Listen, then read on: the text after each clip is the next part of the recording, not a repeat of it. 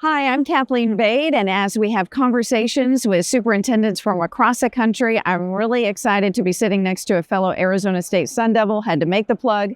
Jill Broussard is here from Pinal County Schools in Arizona. So nice to see you, and thanks for being here. Yeah, thank you for having me. I was looking at your educational background, noticed that you were an Arizona State Sun Devil, but you also got your master's up at Northern Arizona University. So you're a homegrown Arizona educator. Yes. What does that mean to you? Well, I came from Ohio, the Midwest, so it was a little different. And when I came into the role as county school superintendent, I really was a huge shock. It's almost like going from a private to a general overnight. And I have learned so much and gotten to know so many amazing people throughout Arizona and in the education. And I really feel like I understand the Arizonans and the specific challenges we face. And what are some of those specific challenges for people who don't know where Pinal County is? It's kind of sandwiched between Tucson and Phoenix for a generalization, but you describe it. Yep. So Pinal County is the size of Connecticut. And we have 21 districts that we service for the county school superintendent's office. And we have a real mix because as Maricopa grows and Pima County grows, they're kind of growing into Pinal County. So we have some really rural school districts that are one school, and superintendents who are also principals and bus drivers. And then we have some larger districts that are growing every year.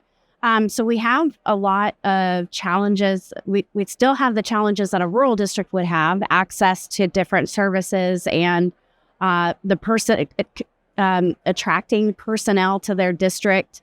But then we're also struggling with the rapid growth. And then along with that, the rapid growth of charter schools in Pinal County and ESAs in Pinal County, those education. So how are you addressing those different challenges? Well, just like we do for our students, we have to really individualize our services in Pinal County at the county level for our services that we're supporting the districts. And I feel like I'm having to become like what's the saying? The ace of all. Oh, jack of all trades, master of none. Yes, exactly. So I have to just really continue to stay up on the trends that are happening nationwide and in our county and state, and then also bringing in things that maybe aren't happening in our state that I see are successful in other states. So I'm on the executive council and have been the president for an organization called AESA. That's the Association of Education Service Agencies.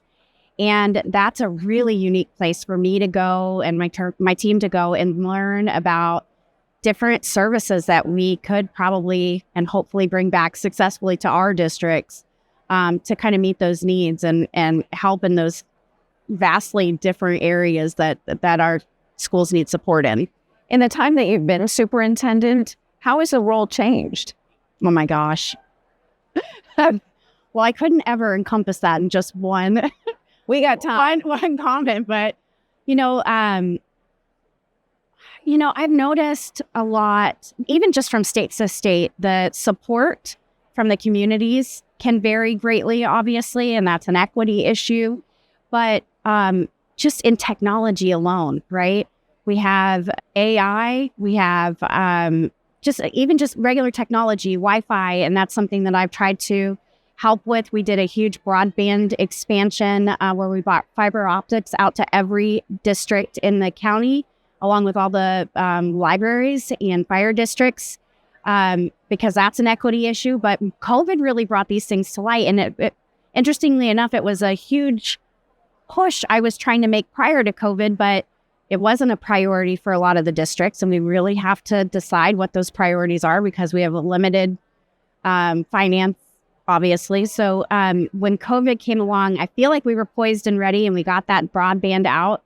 And now we're trying to expand that with towers and different networks that are dedicated solely to K-12 education so that we can have hotspots on school buses so that because we have students that travel more than an hour each way to school every day. And So we really have to look at that different hybrid option or distance learning and whatnot. COVID opened our eyes to a lot of those things, right? And then that also led to a lot of mental health issues and some isolation issues that our students have. But that's also along with technology, where they're conversing with their classmates through texting and apps. And I think that there is something to be said about continuing our education on how to be empathetic and resilient, but we really still need to instruct our students on what face-to-face interaction looks like. So it's not just reading, writing, and arithmetic anymore. Always still very important, and we don't want to let those drop to the wayside, but it isn't. No. That's a broad spectrum of things to consider in your job. Yeah.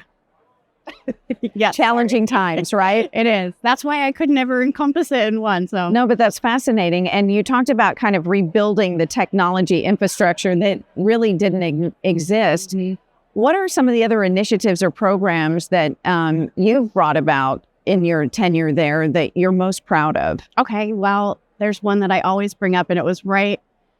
It was probably the quickest, and it was right at the beginning of when I started. But I had Sandra Day O'Connor Justice Sandra Day O'Connor come out and talk to our students and our superintendents about, she had an iCivics program. And I would say that was my first feather in my cap. And so I really still am a Supreme Court justice, the first woman. Yep. An Arizonan. Very exciting. And she was lovely. But we also have started a business and education partnership, and we include government in that. So we have monthly meetings, but we do a summit every year to talk about what sort of partnerships are happening in our county, because businesses always want to help prepare the next workforce, but they're not always sure. Actually, the educators are not always sure what the workforce needs. And so we've been looking at, what opportunities. It's more than a monetary kind of gift to the districts. We need more involvement from the companies, and that's been hugely successful. Lots of different entities want to kind of jump in on that, and that's been successful and then modeled in other counties. We also have, of course, our spelling bees every year, and I've started a women in educational leadership conference. We're planning our 5th one this year, and that's been really exciting, just to be able to mentor other women and look to them for mentorship, because I still consider myself a baby in this field. I've received my master's and gotten my superintendent certificate, but I've been in the role of county superintendent, so I've learned a lot, but there's more depth to that learning that I can still learn from other women in the field, and then supporting and sponsoring other women is really important.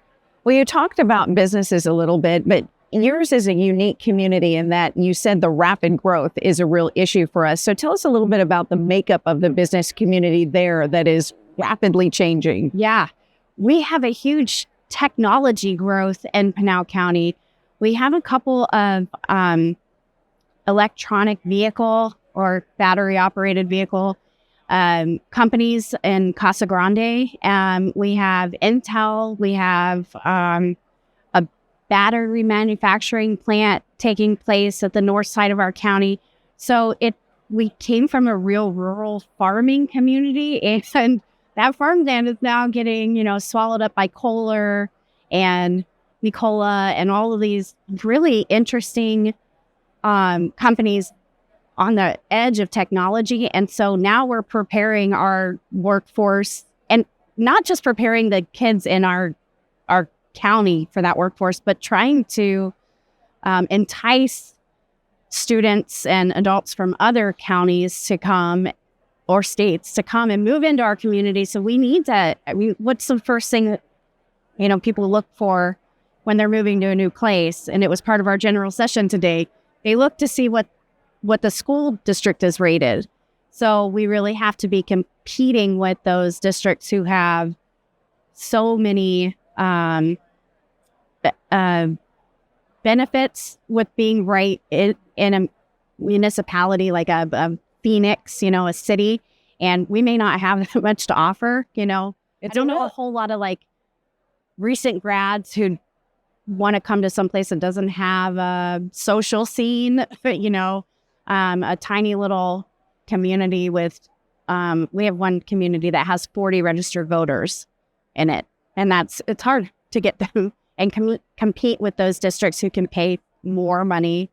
Kind of a really interesting collision of two worlds, agriculture and the cutting edge of technology. So that's fascinating. But then also the teacher shortage is such a big topic here.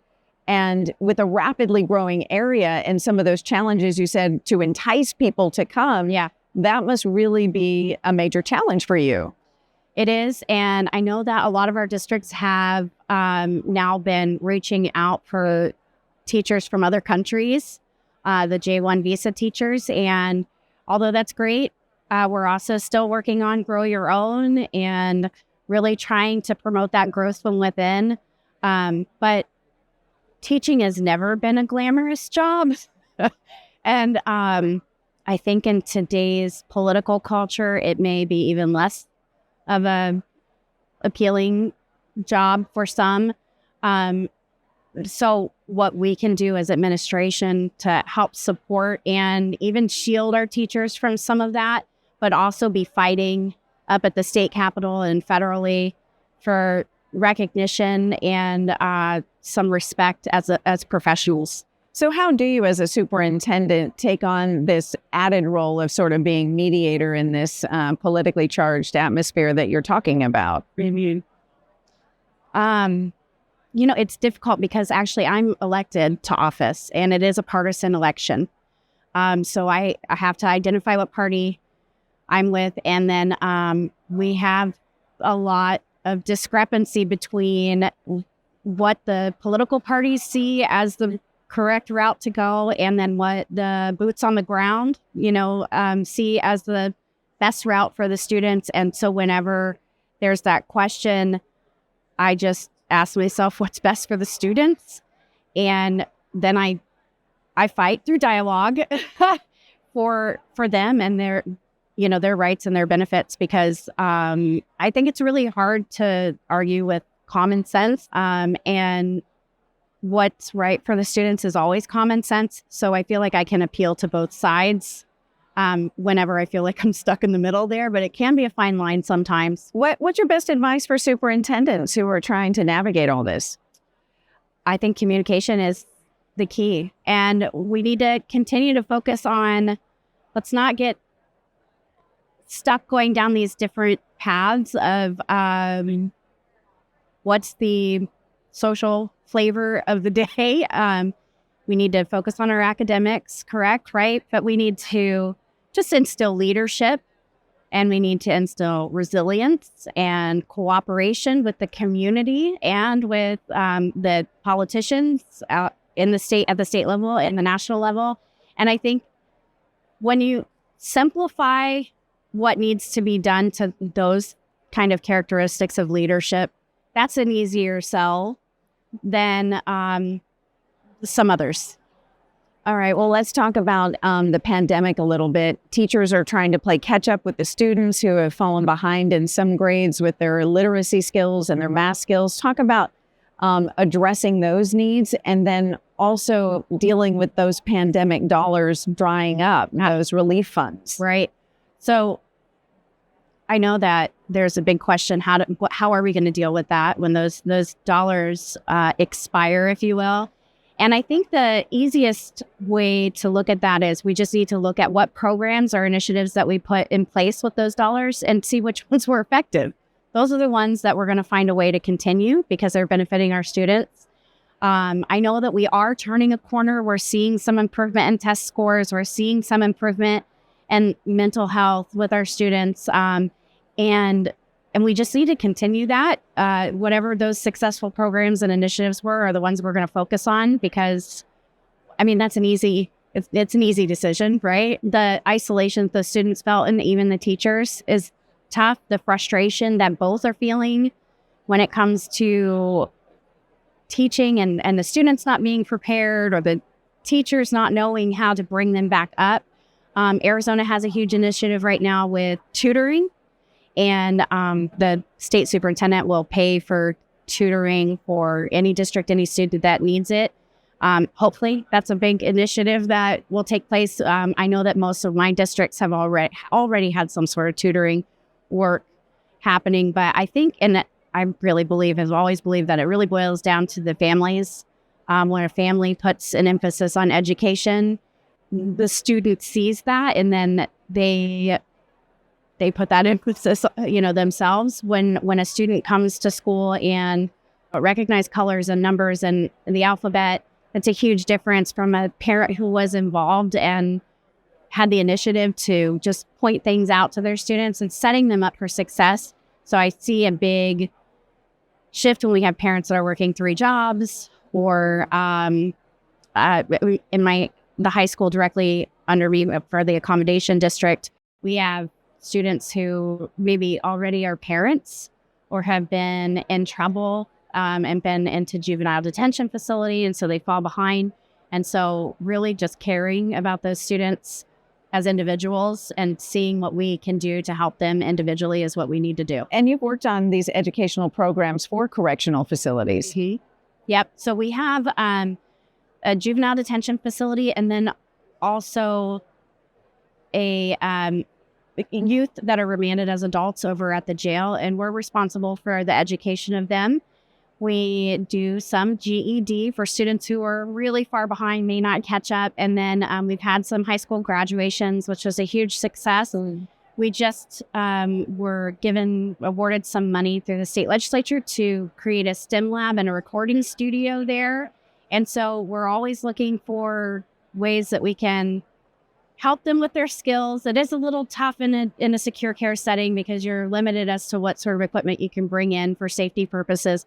But I always have told my teachers over there that we may be the first supportive person that these students have come into contact with. And I think it makes a big difference when we look at them without the lens of what they've done wrong behaviorally in the past or bad choices that they've made. We have hope for them and their future, and it rubs off on them, of course, gives them some hope.